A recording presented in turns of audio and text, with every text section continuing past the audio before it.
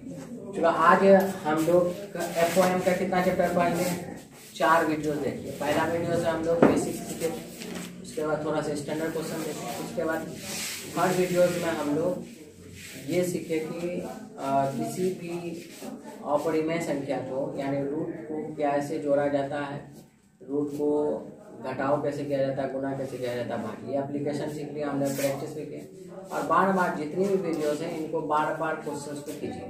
तो अब हम लोगों का स्टार्ट हुआ क्या, एप्लीकेशन।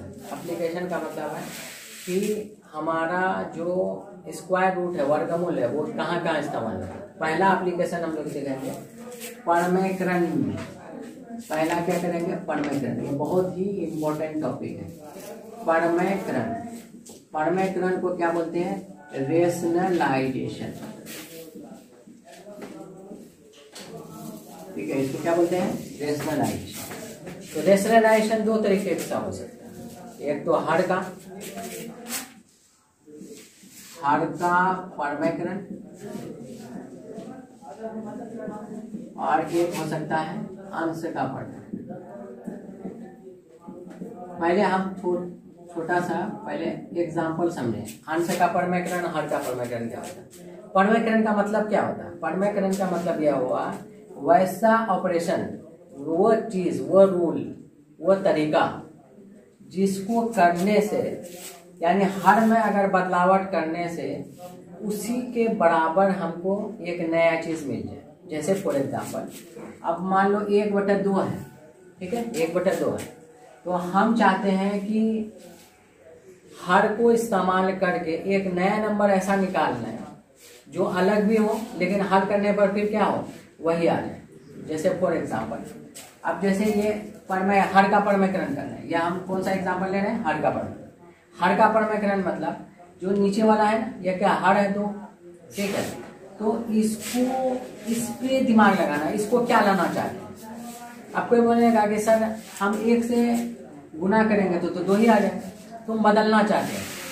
तो अगर कोई बोलता है नहीं सर हम 4 लाना चाहते हैं हर पे, तो 4 लाने के लिए क्या करना पड़ेगा, नीचे 2 से गुना करना होगा।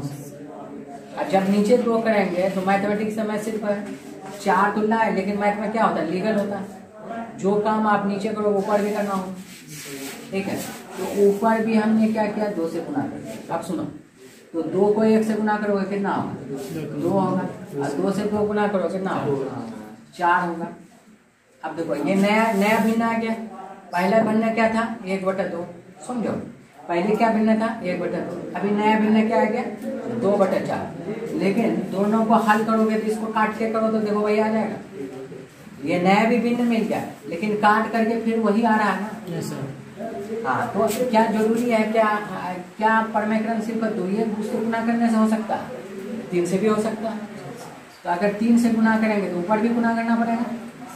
तो 3 को 1 से गुना करोगे क्या है, 3 होगा, और 3 गुना 6, ऐसा काटोगे देखो 1/2 आ रहा है। बस भाई, तो कोई नया भिन्न बनाना है, ठीक है। अंश में दूसरा चीज हो, हर में दूसरा चीज हो। नया भिन्न बनाने के लिए हमको हर को टारगेट लेकर अगर चल रहे हैं तो वो हर का परमेयकरण होगा। अंश को टारगेट लेकर चलेंगे तो क्या होगा, अंश का परमेयकरण होगा। बात समझ, यानी हर को लाने के लिए हमारा हर यहाँ पे क्या था, 6 लाना था, यहाँ पे हर क्या लाना था, 4 लाना था। उसी तरीके से बोलेगा कि सर हमको 12 लाना, तो तुम क्या करोगे, हर में हमको 12 लाना, तुम बोलोगे 6 से। और जैसे ही तुम 6 से गुना करोगे मैथ कहेगा भाई तुम नीचे ही नहीं कर सकते, ऊपर भी करना पड़ेगा, नहीं तो गलत हो जाए। तो मैथ कहा कि ऊपर भी कर सकते। अब सॉल्व करोगे तो क्या होगा, 6 आज 6 तो ना 12 है। बस समझ में। अब जब इसको तोड़ोगे तब भी क्या हो रहा है, बस समझ आए। खाली हम लोग परमेयकरण टीचर सिखा दिया है या हम सीख गए, लेकिन एक्चुअल मीनिंग समझ ही नहीं। आप कहीं पे अंश का परमेयकरण बोलेगा तो इसका मतलब क्या है, अंश का टारगेट देगा। जैसे मान लो 3/5 है, हम अब अंश का बोला है कि सर अंश में 6 है, अंश में 6 है, तो तुम क्या करोगे, अंश क्या होता है ऊपर वाला, हर क्या होता है नीचे वाला। तो तुम क्या किया, ऊपर में 2 से गुना कर दो। और मैथ कहता है कि तब ऊपर किए तो नीचे भी करना होगा, है ना, नहीं तो गलत हो जाएगा। जैसे मान लो अगर हम खाली ऊपर किए तो 3 गुना 6, 6/5 काट के आएगा 3 गुना। मतलब ये हुआ, अगर हम सेम चीज का ऊपर भी और नीचे कर देंगे तो कट जाएगा, ऊपर वाला ही रह जाएगा ना। लेकिन हमारा टारगेट भी पूरा हो गया कि आंसर को हमको लाना कितना था 6, तो अब कितना हो गया 6/10। ठीक है, अब मान लो यही 3/5 को आप कोई बोलेगा सर हमको आंसर में 9 लाइए, तो तुम कहोगे क्या, अच्छा परमेकरण कर देते हैं हम, तो क्या कहोगे 3 से गुना करोगे, और जब 3 से गुना करोगे ऊपर में तो मैथ कहता है कि भाई नीचे भी करना होगा, तो क्या करोगे 9/15। अक्सर लोग ये सुना है, आज तक सुने होंगे, जो भी वीडियोस देख रहे हो या जो भी क्लासेस कर रहे हो, तो ये अक्सर लोग सोचता है कि अपरमेकरण जो होता है वो सिर्फ किसका होता है, स्क्वायर रूट का। ऐसा कोई बात नहीं, किसी का भी परमेकरण हो सकता है। लेकिन हम लोग जो पढ़ते हैं वो अभी हम लोग पढ़ेंगे किसका, वर्गमूल का परमेकरण। टॉपिक क्या होगा, वर्गमूल का परमेकरण, ना कि हम लोग अभी ये पढ़ रहे हैं। लेकिन परमेकरण का मतलब तो समझ गया, ठीक है। उसी तरीके से बोलेगा कि सर हमको 12 लाना आंसर, क्या लाना है 12 लाना, तो 12 लाने के लिए किससे गुना करना होगा, 4 से गुना करना होगा। अब जब ऊपर करना है तो मैथ करते हैं नीचे भी करना होगा, तो नीचे भी 4 से गुना कर 4 दिया 12, और नीचे कितना हो गया, इसको काट कूट करोगे तो फिर क्या होगा 2/5 जाना। अब समझ में आया परमेकरण का मतलब क्या है। अब चैप्टर पे आते हैं। चैप्टर हमारा क्या कहता है, हमारा वर्गमूल का हम सीरीज चला रहे हैं, तो वर्गमूल कह रहा है कि वर्गमूल का परमेकरण क्या है, वर्गमूल का परमेकरण हम लोग। तो अगर हमको इस तरीके से दे दें 1/√2, क्या दे दें क्वेश्चन 1/2, तो क्वेश्चन यही कहा है, वर्गमूल में परमेकरण का मतलब यह होता है, क्वेश्चन ये कहा है कि सर हमको हर में ऐसा नंबर चाहिए जो बगैर रूट का होना चाहिए। क्या होना चाहिए, बगैर रूट का होना चाहिए। तो हर क्वेश्चन क्या करा कि सर हर में हमको बगैर रूट का होना चाहिए ताकि हम कैलकुलेशन इजी कर। अभी हम बताएंगे क्या वजह है कि परमेकरण क्यों करते हैं अगर हमारे पास ये नंबर हो रूट वाला हो। तो अब क्या करोगे तुम इसका परमेकरण करने के √2 से गुना करोगे, √2 से भागा भी करना होगा मैथ का। तो अब क्या √2 गुना 1 कितना होगा √2, और √2 गुना √2 कितना हो गया 2 हो गया। देखो नीचे हमें परमेकरण हो। अब देखो ये जरूरत क्यों पड़ा, तो आप थोड़ा समझो। अगर हम 1/√2 लिखते हैं, 1/√2 लिखते हैं तो ऊपर क्या होता 1, और √2 का मान क्या होता 1.414 इस तरीके से। तो इसका जब हल करके तो हमको ज्यादा दिक्कत आता अतः, क्योंकि इसको इससे भागा करने में ज्यादा टफ है। लेकिन अगर ये वाला नंबर अगर हम लिखते हैं, क्योंकि यही चीज के बदले ये लिखा गया है नहीं गया, तो अगर हम √2/2 लिखते हैं, समझो √2/2 लिखेंगे तो √2 का मान कितना होता है 1.414, और यहाँ पे 2, तो इसको भागा करना आसान है, इसको भागा करना आसान है कि नहीं। क्या करोगे 0.7 और 7 ऐसा आ जाएगा, यही आएगा ना। लेकिन इसको भागा करना जो है 1.414 को 1 से अगर डिवाइड करें तो ज्यादा कॉम्प्लेक्स है, तो इसीलिए सॉल्यूशन हमारा ज्यादा कॉम्प्लेक्स ना आए, इसीलिए हम लोग क्या करते हैं परमेकरण करते हैं। परमेकरण क्यों करते हैं समझ में आया, कैलकुलेशन ज्यादा कॉम्प्लेक्स से बचने के लिए, यानी कॉम्प्लेक्सिटी कैलकुलेशन में ना आए, उसी के लिए हम लोग क्या करते हैं परमेकरण करते हैं। बात समझ में आए। परमेकरण सिर्फ है आज से दिमाग से हटा देना है कि परमेकरण सिर्फ रूट वाला होता है, ऐसा नहीं। हम लोग भले रूट का परमेकरण से आज से ये भी दिमाग में हटा देना, सिर्फ हर का परमेकरण नहीं किया जाता, अंश का भी किया जा सकता है। वो डिपेंड करता है क्वेश्चन पर क्या हो। 10th क्लास में अभी पढ़ेंगे ट्रिग्नोमेट्री का परमेकरण पढ़ेंगे, ठीक है। वहां पे देखोगे अंश से परमेकरण काफी यूज होता है। 11-12 में तो धनल्य से यूज होता है। तो आज से दिमाग से हटा देना है कि सिर्फ रूटे का परमेकरण नहीं होता है किसी चीज का, यानी परमेय संख्या का भी परमेकरण कर सकते हैं, अपरमेय संख्या भी परमेकरण कर सकते हैं, अंश का भी परमेकरण कर सकते हैं, और हर का भी परमेकरण कर सकते हैं। बात समझ में आए, ठीक है। अब अगला और भी क्वेश्चन कुछ देखें हम। अब मान लो ऐसा दे दिया 2/√3 दे दिया। तो रूट में कौन सा नंबर है? √3 है। तो हम चाहते हैं कि हर का परमेकरण करना चाहते हैं, तो हमको क्या करना होगा? √3 से गुना करना होगा, √3 से भागा करना होगा। क्योंकि गुना के तो मैथ कहता है कि भाई भाग भी करना होगा, अदरवाइज नहीं तो गलत हो जाओगे। तो 2 को √3 से गुना करोगे, हम लोग क्या सीख चुके हैं पिछले वीडियो में, क्या होगा? 2√3। और √3 को √3 से गुना करोगे तो 3 हो गया। ये भी हम सीख चुके हैं वीडियो में। अब कभी ऐसा भी क्वेश्चन पूछ सकता है, ये क्वेश्चन हो गया। फिर एक क्वेश्चन ऐसा भी पूछ सकता है 2/2√2, ठीक है, ऐसा क्वेश्चन दे देगा, या ऐसा दे देगा 3√2, ऐसा भी दे सकता है। तो इसका परमेकरण क्या करना होगा? 3√2 से बना। 3√2 से नहीं भी करें तो चलेगा, दोनों काम कर सकते हैं। तो एक बंदा बोलेगा नहीं सर हम √2 से भी करें, ठीक है, और एक बोलेगा नहीं 3√2 से भी करें, दोनों बात एक ही है, ठीक है। अब कोई बोलेगा नहीं सर हम चाहते हैं कि 3√2 से गुना करें, 3√2 से गुना करो, बात एक ही हो जाएगा, 3 कट जाएगा, बच जाएगा क्या? एक ही आएगा ना। तो इसीलिए बेहतर है जो रूट में है उसी से गुना भाग कर लें। तो कितना हो जाएगा? 2√2, और फिर √2 को √2 से गुना करोगे कितना होगा? 2 होगा। और 2 को फिर 3 से गुना करोगे कितना होगा? 6। यानी पहले से 3 है और √2 को √2 से गुना करने पर कितना आ रहा है? 2 आ रहा है। तो ऊपर आ गया क्या? 2√2/6। अब काटोगे तो कितना हो जाएगा?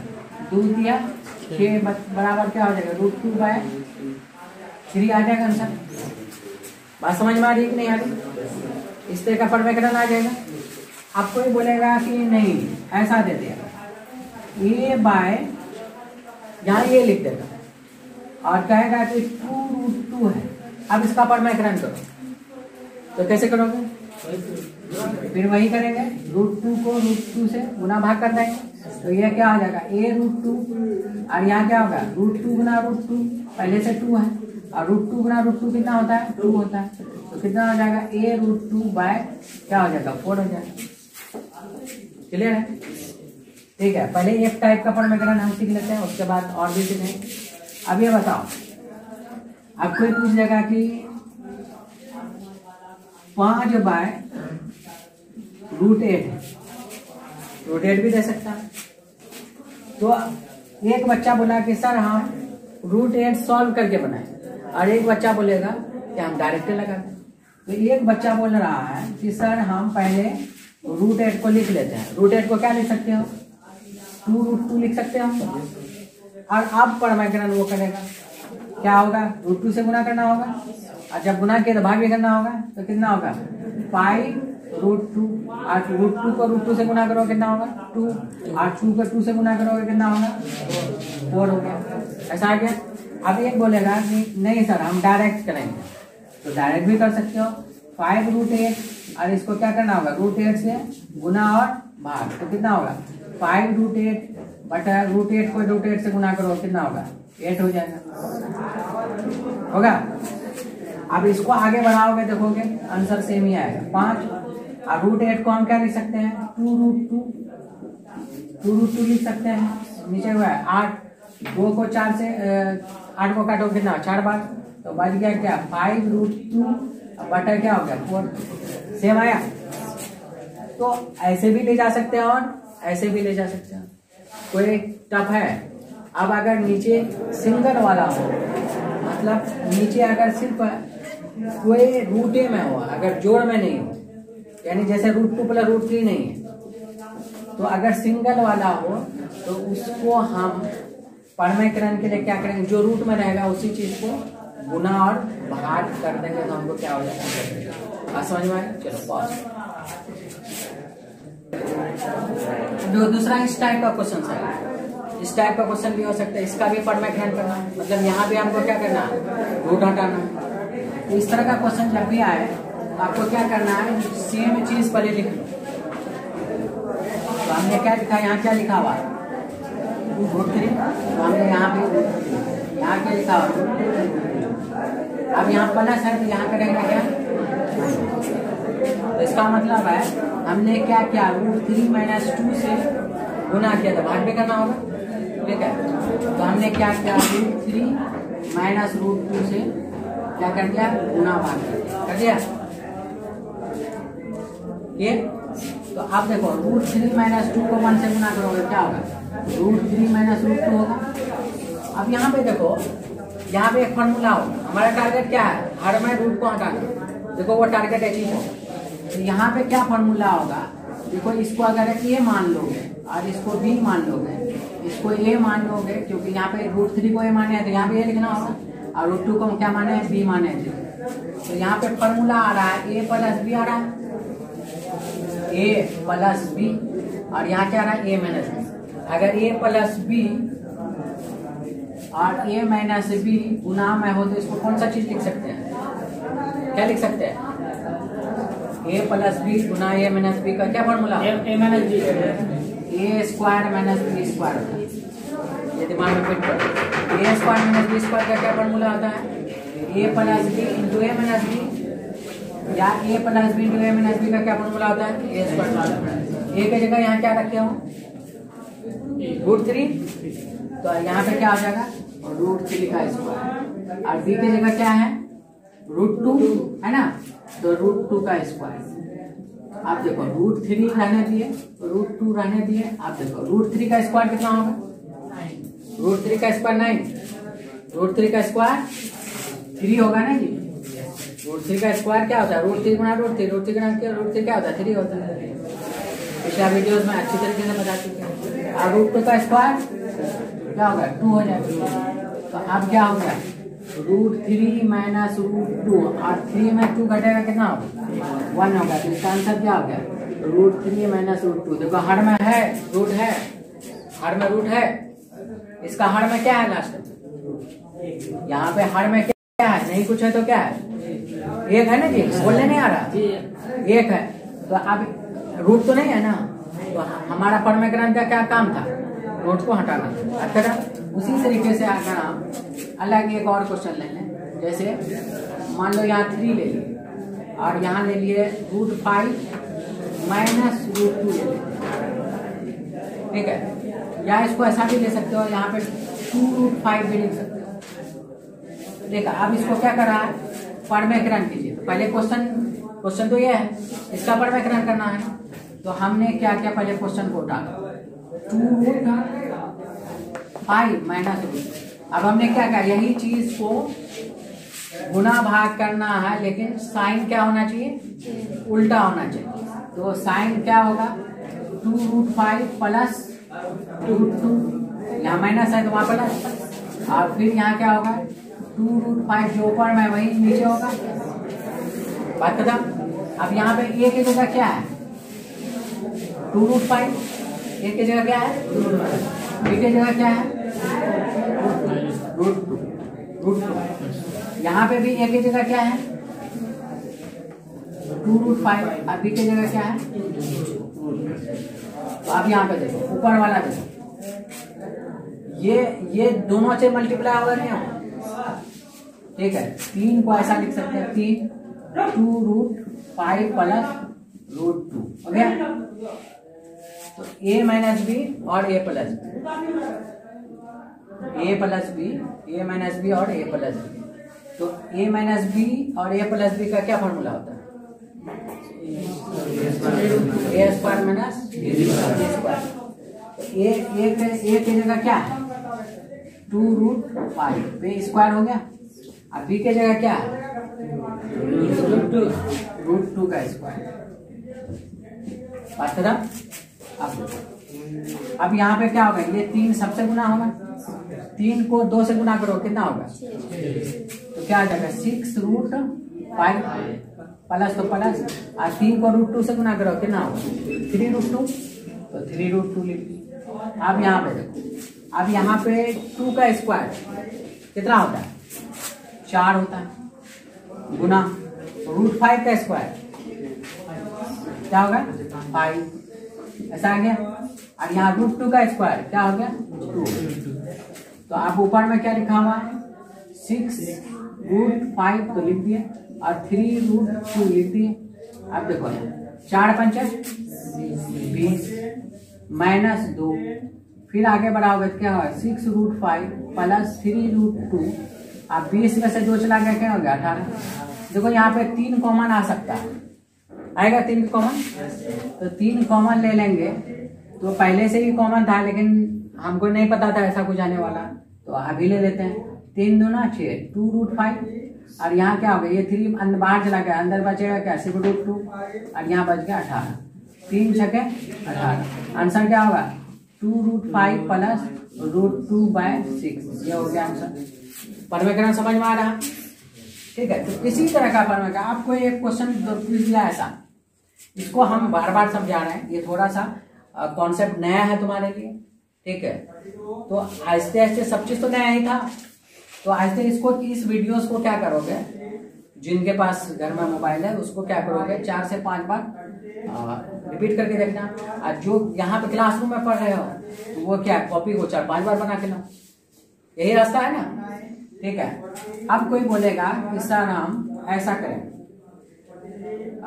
मान लो कि यहाँ पे ऊपर डाल दिया 2 और यहाँ डाल दिया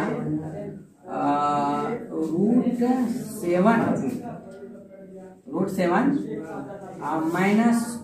-2√2 डाल दिया।